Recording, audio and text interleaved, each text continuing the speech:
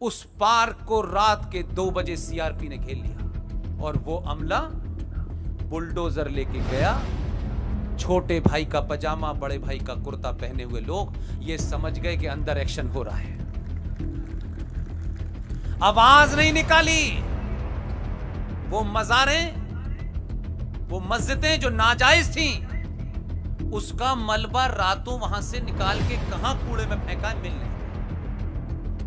इलाहाबाद के अंदर Alfred national Chandrashekhar Azad park है, बहुत बड़ा पार्क है। बात छोटी नहीं है, उसके जो अर्थ हैं वो महत्वपूर्ण हैं। उस पार्क में 10-12 मस्जिदें, 15-20 मज़ारें बन गईं। सवाल खड़ा हुआ कि ये मज़ारें यहां कैसे पैदा हो गई भाई? कुछ लोग बोले तुम कहां हाथ डाल रहे हो? हमने कहा विष्णु शंकर पूरी टीम हमारे पीछे तुम्हारे पीछे खड़ी हुई है, तुम लड़ जाना, अंतिम सांस तक लड़ेंगे।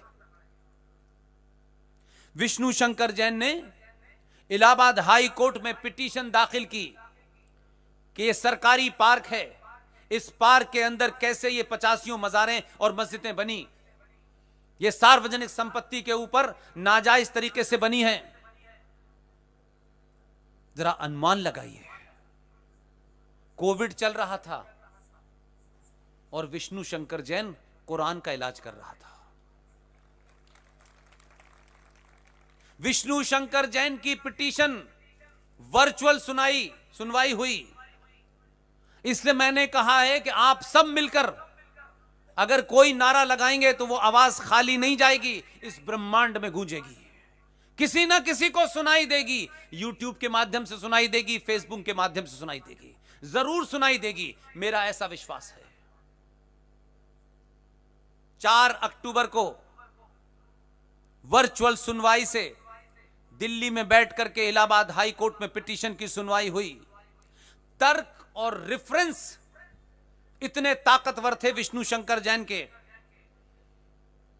यह उसका भाग है, यह भारत राष्ट्र का भाग है। यह घटना भारत के सनातनियों को जगाने के लिए, उनमें विश्वास पैदा करने के लिए आपके बीच में सुना रहा हूं। आप सब एक चलता फिरता न्यूक्लियर बम हैं। अपनी ताकत को पहचानिए। अपने आप को इतना बौना मत करिए कि किसी विचारधारा और किसी पार्टी के गुलाम हो जाएं।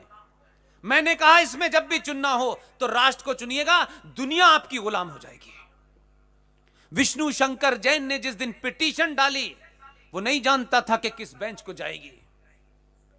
आप इसका भाग्य देखिए। वर्चुअल के अंदर वैसे भी बहुत ज्यादा डायलॉग नहीं होता है। उस दिन इलाहाबाद हाई कोर्ट में जो एक्टिंग चीफ जस्टिस थे वो हमारी सोच के भी बाप थे। उनकी कोर्ट में सुनवाई हुई, पूरे तथ्य रेफरेंस के साथ दिल्ली में बैठ करके पूरी टीम ने सुनवाई की। शाम 5 बजे जब ऑर्डर आया तो पता है वो ऑर्डर क्या था? ऑर्डर में चीफ जस्टिस साहब ने कहा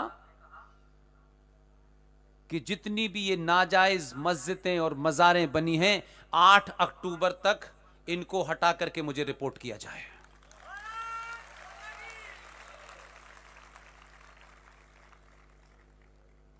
हजारों लाखों लोग जो यहां नहीं बैठे हैं, यकीन मानिए आप जगे हैं तो जो लोग सच में जगना चाहते थे लेकिन राजनीतिक दलालों ने और समाज के ठेकेदारों ने उन्हें जगने नहीं दिया,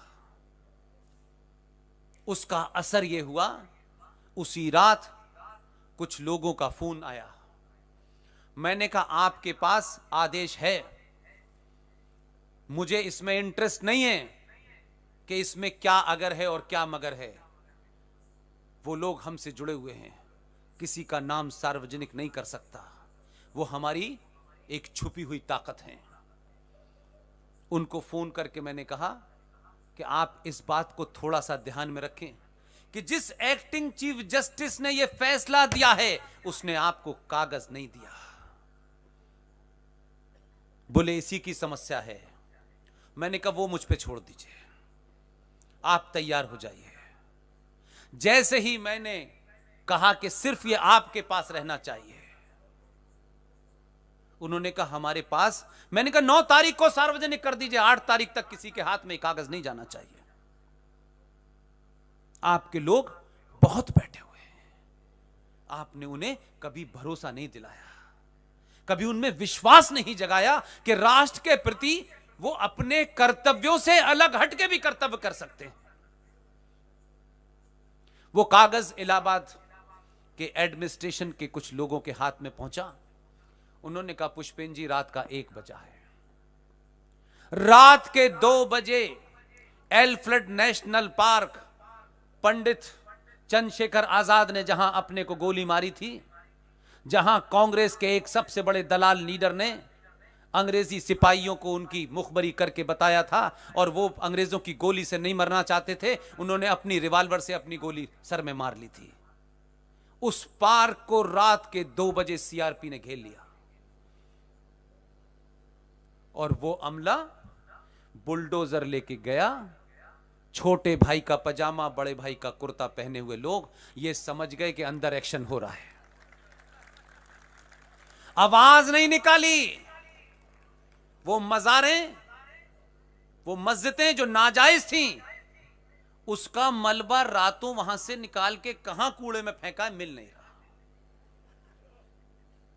इसलिए मैं कह रहा हूं कुछ दिनों के लिए, कम से कम 5 साल के लिए, 5 साल के लिए मैं भीख मांग रहा हूं आपसे, अपने लिए नहीं मांग रहा।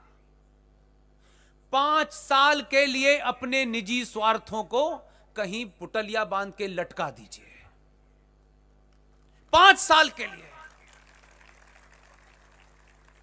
स्वार्थ और लालच और कायरता समाप्त हो जाएगी।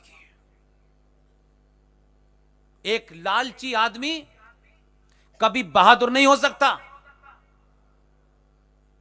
और जो बहादुर नहीं हो सकता वो हमेशा शत्रु से संबंध बना के अपने जीवन की भीख मांगता रहता है। वो एडजस्ट करता है अपने शत्रु के साथ कि मैं इससे दोस्ती कर लूं तो मेरी जान बख्श देगा, लेकिन शत्रु का चरित्र होता है कि जब उसे जरूरत होती है वो आपकी जान ले लेता है। इसलिए हजारों लोग हैं। जज साहब ने रिटन का ऑर्डर पब्लिक क्यों नहीं दिया था बताऊं आपको? इसलिए कि आपके समाज में बहुत सारे दलाल वहां भी थे।